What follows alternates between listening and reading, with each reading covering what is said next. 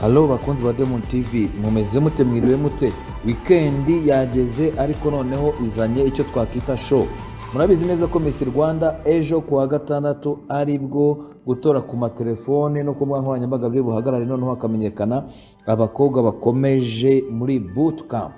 Ibi bintu rero by'amatora bikomeje kuba, navuga ngo bikomeje kuza mu dushya twinshi.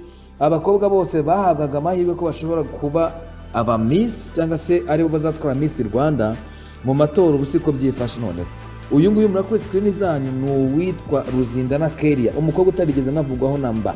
Ubu niwe mukobwa uyoboye abandi mu majwi kugeza ubu ngubu. Umukurikiye ni muri bandi none twavugaga mu nkuru zabanje, ni Muheto, ni inshuti Muheto Divine, nawe ari mu bakomeje nabo kuza mu b'imbere. Ariko uyu mukobwa nyine tuvuga akaba Ruzindana Kelia yakomeje kubanikira. Ruzindana Kelia rero kugeza ubu ni uyoboye bagenzi be 69 muri bakobwa ari 70. Akaba aribo nyine bari guhatanira kuzajya muri bootcamp, hakazavamo uzaba Miss Rwanda 2022. Ni ukuvuga muzi neza kandi ko abakobwa bazajya muri bootcamp bagomba kuba ari abakobwa 20, noneho hakazavamo nyine uwegukana iryo kamba. Uyu Ruzindana rero Ruzindana turi kuvuga uyu ngubu, amakuru dukesha ibinyamakuru bitandukanye nuko kugeza ubu akomeje kwigaranzura bagenzi be, ndetse no kuva mu ntangiriro ariwe mukobwa ukomeje kubona amajwi menshi. Nibuke ko gutora bagutwara igiceri cy'ijana my friend. Urumva ko niba ari gutorwa cyane uruhu gashobora kuba afite abakunzi benshi. Uyu mukobwa avuga ko yatangiza ngo ubukangurambaga aramutse atowe bwo guharanira ko amakimbirane mu miryango yacika, ariko kandi akanigisha abantu uburenganzira bwabo, ngo ku buryo mu gihe haba habayeho amakimbirane ngo bakwiyambaza inzego zibishinzwe. Murabyumva mwabagabo mwe mukubita abagore, bagore mukubita abagabo. Uyu mukobwa Ruzindana Kelia naramuka abaye Miss uzamukubita kuko azaba atoje umwana wawe ko ngazajya kubibwira inzego zibishinzwe. Umwana wawe ahitahaguruka avuga ati musaza rero cyangwa mukecuru, ibyo wakoze ni amahano, njyewe ndagenda kuripotinga. Nguwo umushinga wa Ruzindana Kelia, ngo umunsi yatorwa nicyo azitaho cyane. Urumva abantu bakunda umuryango, babona ibibazo biri mu muryango ko ukwiye gucika. Uyu mukobwa rwose nibyo arimo. Uyu mukobwa ari ufite nimero 84 nk'uko mubibona kuri screen zanyu, akomeje nyine kuyobora abandi, aho amaje gutorwa n'abarenga 53,000. My God, uyu mukobwa ntiyoroshye Kelia, amaje gutorwa n'abarenga 53,000. Mbisubiremo, mukwiye kumenya ko byiteze ko abakobwa nyine bakomeza muri bootcamp bimenyekana ejo tariki 26 Gashyantare umwaka wa 2022. Kuri ubu nyine amatora akaba akomeje, bagishakisha nyine 20 bazinjira mu mwiherero bazabahize abandi mu majwi. Nongere mbibutse ko gutora bisaba kwifashisha urubuga rw'Igihe. Nuvuga ujya kuri link ugashyiramo igihe.com akabukabiramye Miss. Noneho rero waba utokoresha kode ni 544, ugashyiraho akanyenyeri na akanyenyeri 544, ugashyiraho akanyenyeri, ugashyiraho rimwe, ugakurikizaho nimero y'umukobwa ushaka gutora, ugashyiraho urwego, ijana bagahita baritwara, ukaba utoye uyu mukobwa. Ijana ryawe bakabagize gute? Bakaba bararitwaye. Ijana ntabwo ari amafaranga menshi mwaba kunzi mwe ba Miss Rwanda, wakiranja rwose ijana ukaritanga, ariko aba bana b'abakobwa bafite ubwiza nk'ubu ngubu bagatorwa. Tubutse ko Miss Rwanda ari irushanwa rikomeje kuvugisha abantu benshi, ngira ngo muravyibuka mu nkuru zatambutse ko bamwe bagendaga bavuga ngo there is an troll story cyangwa se there is something behind the curtain, ngo hari ibihishe ngo ushobora kuba bibera muri Miss Rwanda ngo abantu batazi, ngo ku buryo umukobwa ngo rimwe na rimwe ngo uba Miss ngo amenyekana mbere yuko nyine ngira irushanwa riba. Ariko ukibaza ese niba amenyekana mbere, uyu zika atigeze avugwa. Uyu Ruzindana Kelia nta hantu na hamwe nigeze nsoma ngiye mu bucukumbuzi bwa Diamond TV twakoze twigeze tubona uyu Ruzindana Kelia aza mu bantu bavugwa cyane ko ari uzaba Miss. Ariko nawe nyuma yuko ayoboye abandi mu yiri minsi kuko ari ukomeje kujya imbere, nabonye abantu batangiye gupostinga, bamwe bagashyira hati uyu ni Miss, bagafata noneho uwitwa Nshuti Muheto Divine na Kayumba Darina bakavuga ati aba ni ibisonga. Ese twitegeka ariko bizagenda? Twababwiye ko dukeneye kumenya ngo Miss Rwanda 2022 ibyo bavuga koko nibyo cyangwa barayibeshye. Twababwiye ko igihe cyose Kayumba Darina cyangwa se Nshuti Divine Muheto yaba Miss, byazaba byaravuzwe mbere, ukuri kukaba kugiye ahagaragara. Ariko dushingiye ku byo turi kubona uyu munsi mu bucukumbuzi dukomeza gukora cyangwa amakuru akomeza guhwihwiswa, dukurikije n'ibyo Mutesi Jolly umwe mu bari mu kanama nkemurampaka aherutse kuvuga, we yavuze ko irushanwa rya Miss Rwanda ngo ari ryo rya mbere riberamo transparency cyangwa se riberamo ukuri nyako, kuko avuga ko we kugira ngo umukobwa atorwe ari we ukwiye kubigiramo uruhare mu gihe aba yujuje bitatu by'ibanze bisabwa, ari byo umuco, ubwiza ndetse n'ubwenge.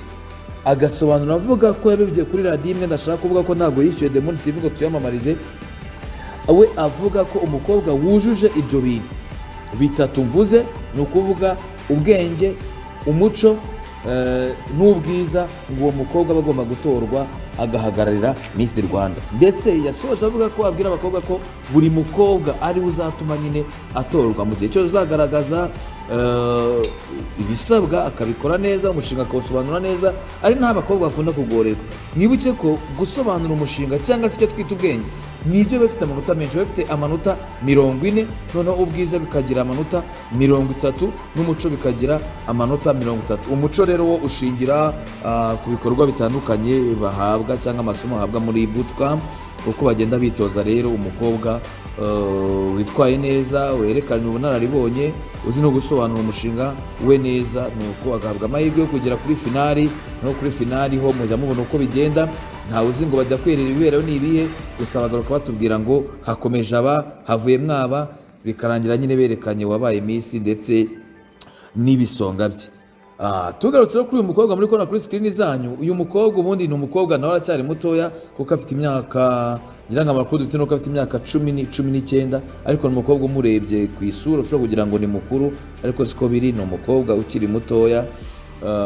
Akaba rero umukobwa utarigeze avugwaho na rimwe nyine nk'uko nagumye kubishimangira, ariko ukomeje gutungura cyangwa ukomeje gutigisa mu mbabarire, gutigisa imbuga nkoranyambaga cyangwa se gutigisa bagenzi be, reka mbivuge gutyo, kubatera ubwoba kuko niwe mukobwa nyine ukomeje kugira amajwi menshi. Gusa na babandi twavuze Kayumba Darina nawe ari hafi aho, nubwo hari undi nabonye umuri imbere ho gakeya, ariko ukurikira Ruzindana Keria ni Muheto, wenda ntituzi amasaha arimo agenda yegera imbere, wenda ushobora kubona Muheto amwigaranzuye, amatora nyine niko agenda, ariko uyu niwe umaze icyumweru cyose ari imbere ayoboye abandi bose bari iyo ngiyo bagwirirana, niko nabivuga, barahe ngo bishakisha. Hari nabo ubona ko nyine batagize abakunzi benshi. Ikindi nababwira ni uko guturanya abakobwa bazajya muri bootcamp ni ibirori, ushaka wagura tike, wayigura online, biremewe, ukagura tike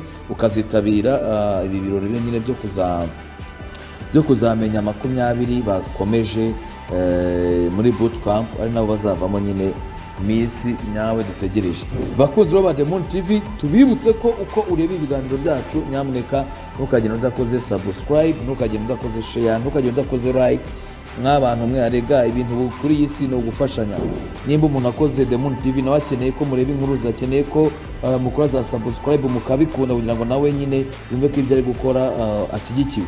Ibyo rero subscribe ntimukabe nk'abanyarwanda barutse gutera urwenya ngo ariko buri umuntu utagwa subscribe yarwa n'amazi yo kunywa.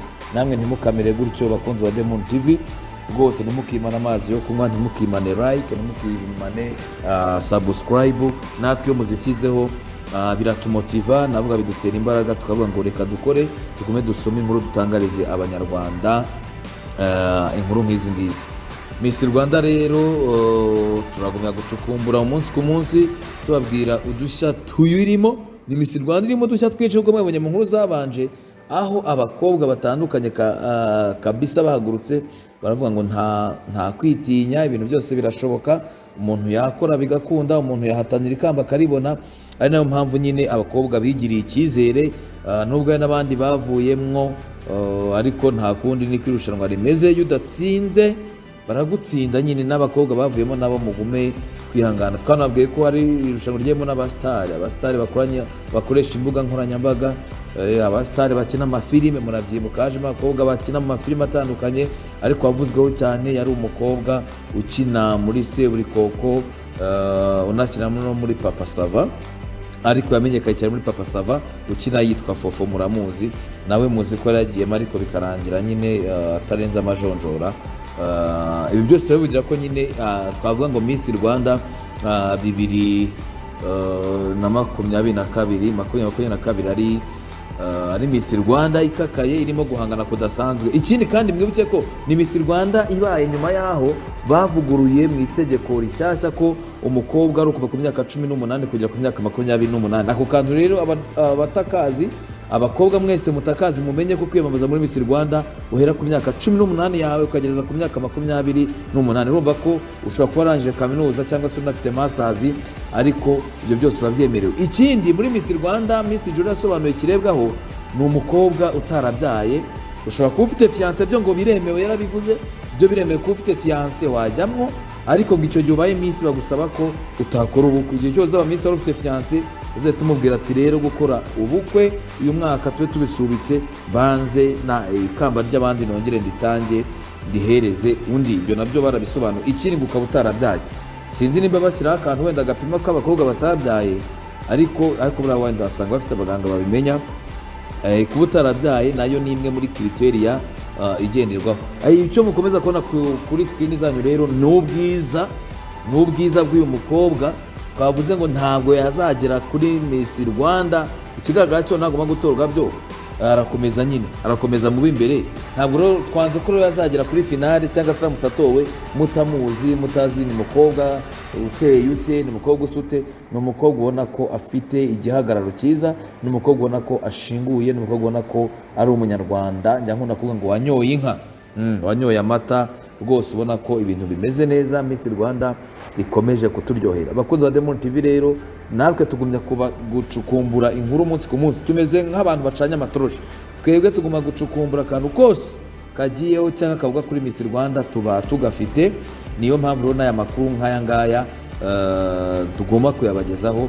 Twongere tubibutse please, nimba ukunda Kelia mutore kuri nimero uri kubona kuri screen yawe, akanyenyeri 542 akanyenyeri 1 akanyenyeri ugashyiraho nimero 47 niyo afite. None bagiye kwibabwira ushyireho urwego 100 bari gutwara, ariko ushyigikire uyu mwari mwiza, uyu mwari w'u Rwanda, arebe ko nawe yazegukana iri kamba. Yambaye nimero cyangwa se afite nimero 47 niyo yahawe nk'uko muhabibonaga kuri screen zanyu. Umukobwa roze no kuryoshya amafoto, ngira ngo murebye ifoto ziri aha ngaha, uyu mukobwa ndabona ngewe adasanzwe rwose. N'umukobwa nawe uzi kwifotoza, usibye ko hariya nta nubwo wanajyayo ibintu nk'ibi utabyumva. Bakunzi ba Diamond TV rero turabakunda cyane. Reka mabwire ngo amakuru ya Miss Rwanda nakagaruka. Reka mabwire ngo turabona uburyo mugumya kudukunda, turareba uburyo inkuru muguma kuzireba isegonda ku isegonda. Urabona ko turimo turajyanamo mugani wa ya gahunda ngo tujyanemo, turimo turabigenderamo neza. Tuzaguma kubaha n'izindi nkuru, tubabwire ko hano dukora amakuru nk'aya ngaya n'andi yo mu zindi ngero, usibye ko muri iyi minsi tuhugiwe kuri Miss Rwanda, ariko n'andi makuru yo mu ngeri zitandukanye turayabakorera, turayakora uko byagenda kose. Miss Rwanda rero tuzaguma kubaba hafi kugera kuri finale. Bazajya gutangaza Miss Rwanda, natwe rwose ducanye ku maso tubabwira ngo Miss Rwanda utowe mu mwaka wa 2022 ni kanaka. Ndumva rero nababwira ngo Imana ikomeze ibarinde, mugire impagarike n'ubugingo. Kuri Diamond TV nakagaruka, amakuru aryoze kuri Diamond TV nakagaruka, arahari tuzaguteka tuyabaha. Reka mabwire ngo ciao kandi mugumye mwifubike, dore imbeho iravuza ubuhuha. Miss Rwanda hejuru cyane kandi Diamond TV hejuru cyane.